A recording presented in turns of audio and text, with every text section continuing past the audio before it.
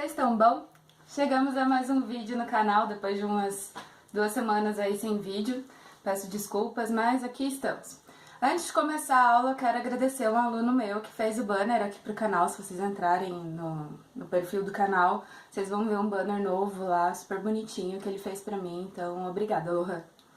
Enfim, como vocês podem ter visto no título do vídeo, hoje a gente vai falar sobre sistema esquelético, que é um assunto de ciências para os alunos do 8º ano. E eles vão ter prova a partir da semana que vem sobre isso, então bora lá, né? O que é o sistema esquelético, né? São os nossos ossos, que vão formar o nosso esqueleto. E os nossos ossos e o esqueleto, no caso, né? Juntamente com os músculos, eles vão realizar principalmente a sustentação e a movimentação do nosso corpo, ok? Mas, de modo geral, o sistema esquelético tem 5 funções, tudo bem? Primeira, eu acho que é a mais óbvia, sustentação do corpo. Ele nos sustenta, nos deixa em pé, né? Se a gente não tivesse osso, a gente ia ser uma grande geleca, uma grande amoeba, como dizem os meus alunos. Segunda, eles fazem a movimentação do corpo juntamente com os músculos, como eu acabei de falar para vocês. Terceira, o sistema esquelético ele armazena minerais, principalmente cálcio e fósforo. Alguém tá querendo aparecer aqui. Mione. Filha. Vem cá, oi. Oi, gente. Oi. Oi. Olá. Tchau.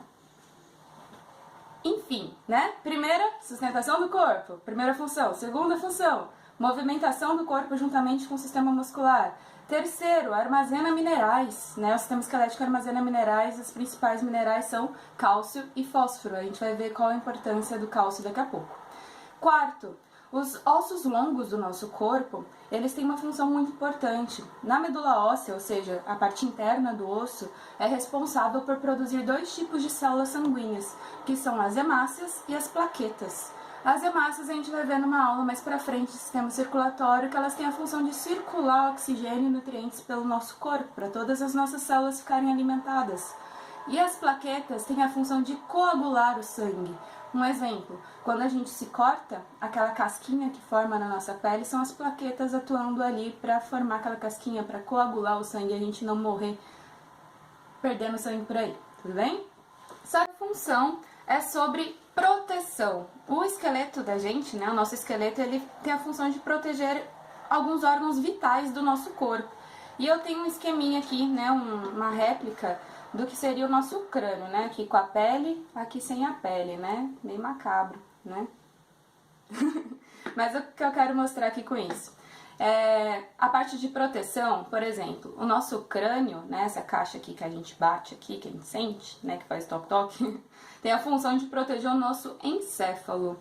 O encéfalo, ele tá aqui dentro, ó, eu fiz assim, abri a cabeça do molde aqui, e o encéfalo é toda essa parte aqui de dentro da caixa craniana, ok? As pessoas tendem a achar que é só o cérebro. Não, o cérebro é só essa parte aqui, ó, essa parte marronzinha. Essas outras 2 partes aqui tem outros nomes que a gente vai ver em sistema nervoso, tudo bem? Mas tudo isso aqui a gente chama de encéfalo. Então, o crânio tem a função de proteger o nosso encéfalo, ok? Aqui a caixa craniana seria essa parte aqui e o encéfalo está aqui dentro. Outros ossos que fazem proteção de órgãos do nosso corpo são as nossas costelas. As costelas, elas vão formar o que a gente chama de caixa torácica. E elas protegem quem? O nosso coração, né, que está aqui no meio, ao contrário do que muita gente pensa que está pro lado esquerdo, mas está aqui no meio. E os nossos pulmões. E a caixa torácica, ela tem uma característica que ela consegue se expandir. Porque quando a gente inspira, ela precisa se expandir, né? E a gente vai ver em sistema muscular como é que isso acontece. Outra parte do nosso esqueleto que protege órgãos vitais da gente é a nossa coluna vertebral. A nossa coluna vertebral tem mais ou menos essa característica aqui, que é outra réplica, tudo bem? É como se eu tivesse tirado aqui da minha coluna aqui de trás, assim, ok? A nossa coluna vertebral. E ela protege quem? A nossa medula. A medula é muito, muito importante para o nosso corpo, mas também é assunto de sistema nervoso. Então vamos lá. Caixa craniana, ou seja, o nosso crânio protege o encéfalo. Caixa torácica, que é formada pelas nossas costelas, protegem o coração e os pulmões. E a coluna vertebral protege a nossa medula, ok? Um osso muito grande que a gente tem no nosso corpo é a pelvis, que muita gente chama de osso da bacia ou das cadeiras, né? Fala, ai, minhas cadeiras, não, é a pelvis, ok? Esse osso, ele sustenta o nosso abdômen, ok? E de cada lado da pelvis vai sair o maior osso que a gente tem no nosso corpo, que é o fêmur, é o osso da coxa. Então, em cada coxa vai ter um fêmur ali, tudo bem? E tem uma coisa que eu não falei sobre a coluna vertebral. A coluna vertebral ela tem duas coisas que eu quero falar. Uma, que ela vai fazer a ligação, digamos assim, entre o crânio, a caixa torácica e a pelvis, ok? Tudo isso vai estar conectado aqui pela coluna vertebral. E aqui vocês podem ver, né, que tem os ossinhos, né, as réplicas de ossinhos e umas estruturas aqui no meio. Esses ossinhos que formam a coluna vertebral se chamam vértebras, por isso que é coluna vertebral, tudo bem? Só que entre as vértebras a gente tem esses discos aqui, que são discos de cartilagem, e eles servem para uma coisa muito importante, que é para fazer o amortecimento de impactos. Então, quando a gente pula, quando a gente se movimenta, ok? Esses discos de cartilagem fazem um amortecimento para que a gente não sinta dor. Se os ossos estivessem em contato um com o outro, a gente sentiria muita dor. E aí vem uma coisa que provavelmente vocês já ouviram falar de hérnia de disco, ok? O que acontece com a hérnia de disco? Quando ocorre o desgaste desses discos de cartilagem, ou que a gente chama de abaulamento desses discos, ou seja, que é a protusão, ou seja, a saída para frente, né, um pouco desses discos de cartilagem, os ossos aqui eles ficam um pouco em contato um com o outro, as vértebras aqui ficam em contato. Então isso gera uma dor muito grande nas pessoas, e isso a gente chama de hérnia de disco, ok? E uma coisa, a nossa mão, cada mão da gente, tem 27 ossos, mas isso não é a coisa mais interessante que eu tenho pra dizer. A coisa mais interessante é o dedão. Vocês nunca se perguntaram, nossa, nosso dedão só serve pra dizer joinha? Pra dar joinha aqui? Não, não é isso não. É que o nosso dedão, ele tem uma característica muito importante. Ele é imprescindível para que a gente realize as atividades nossas com êxito. Ou seja, para a gente ter habilidades manuais melhores, ou seja, segurar, agarrar, utilizar ferramentas. E quando eu falo ferramentas, pode ser lápis para vocês escreverem, escova de dente, talheres, né, martelos, que seja, ok? O dedão ele veio para ajudar muito a gente, ok? Tentem viver, eu falo isso para os meus alunos, tentem um dia, um final de semana aí, passa uma fita durex aqui no dedão, fica assim.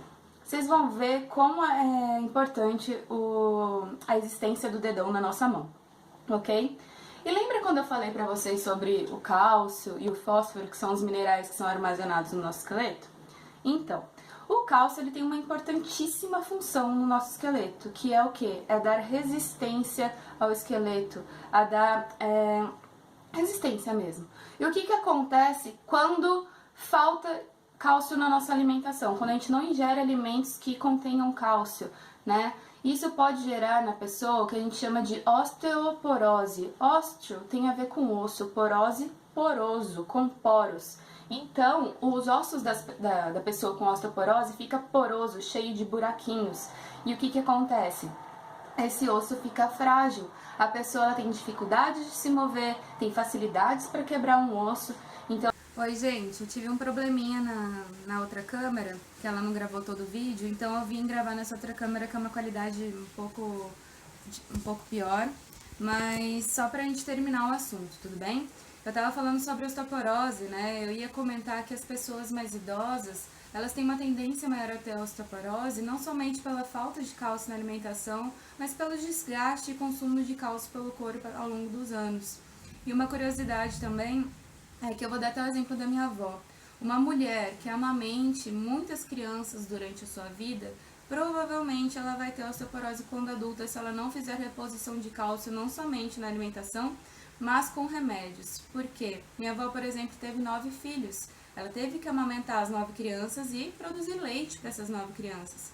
E o leite tem cálcio. Da onde o corpo tira cálcio? Da onde tem mais, né? Dos nossos ossos. Então, esse desgaste, né, esse consumo de cálcio exagerado pelas mulheres durante a amamentação faz com que, quando elas sejam idosas, as que têm muitos filhos, tenham uma maior chance de ter a osteoporose.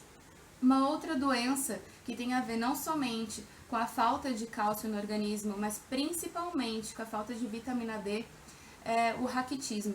O raquitismo, como eu acabei de falar, é a falta de vitamina D no organismo e ele afeta principalmente crianças e adolescentes que estão em desenvolvimento. Como que a gente consegue a vitamina D? Se expondo ao sol. Se a gente não tiver exposições diárias, mínimas que sejam de 10 a 15 minutinhos ao sol para produzir a vitamina D, os nossos ossos vão ficando frágeis, moles. E essas crianças, esses adolescentes que não têm um contato direto com o sol, com a natureza, né? Elas não vão produzir a vitamina D necessária, os ossos vão ficando frágeis e vai tendo um desenvolvimento ósseo deformado. Vocês podem jogar no Google aí algumas imagens que vocês vão ver as pernas das crianças ficam mais tortinhas. E 2 assuntos pra gente terminar o vídeo, né? Quando a gente é criança, o nosso crânio não tá totalmente fechadinho, assim, que nem tá agora, quando a gente tá adulto. Tá chovendo pra caramba, vocês estão ouvindo os trovões? Enfim. Aqui, ó. Aqui tem uma réplica de como é a nossa tampa da cabeça, né? Que bonito. Aqui. O que eu quero mostrar? Vocês conseguem ver aqui essa região de encontro entre os ossos, né? Quando a gente nasce, quando a gente é bebezinho, essa região aqui, ela está aberta, os ossos estão abertos. E isso a gente chama de moleira ou fontanela. Isso aqui, o fato dos ossos não estarem colados um no outro, existe por um principal motivo que é, durante o nascimento, no caso do parto normal, para facilitar a passagem da cabeça da criança pelo canal vaginal, para ela não sofrer muito e nem a mãe também, tudo bem? Então esse fato da cabeça não estar totalmente fechado, o crânio aqui, é exatamente para facilitar a passagem pelo canal vaginal durante o parto normal. Mas durante o desenvolvimento da criança, quando ela vai crescendo, isso vai fechando e calcificando, assim como a gente encontra hoje. Para terminar, vou falar sobre as articulações. Articulações são regiões de encontro entre 2 ou mais ossos.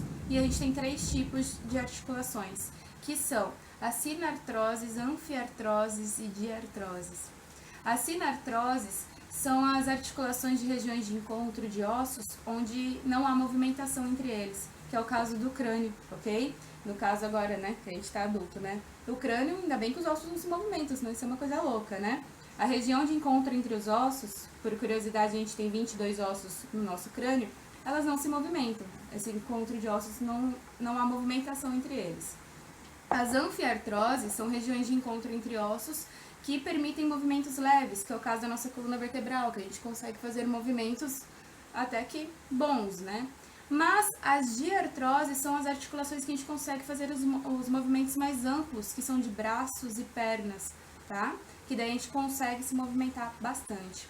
E uma doença envolvendo as articulações é a artrite. A artrite é a inflamação das articulações, então as regiões de encontro entre ossos, elas são afetadas, ocorrem inflamações e gera bastante dor na pessoa.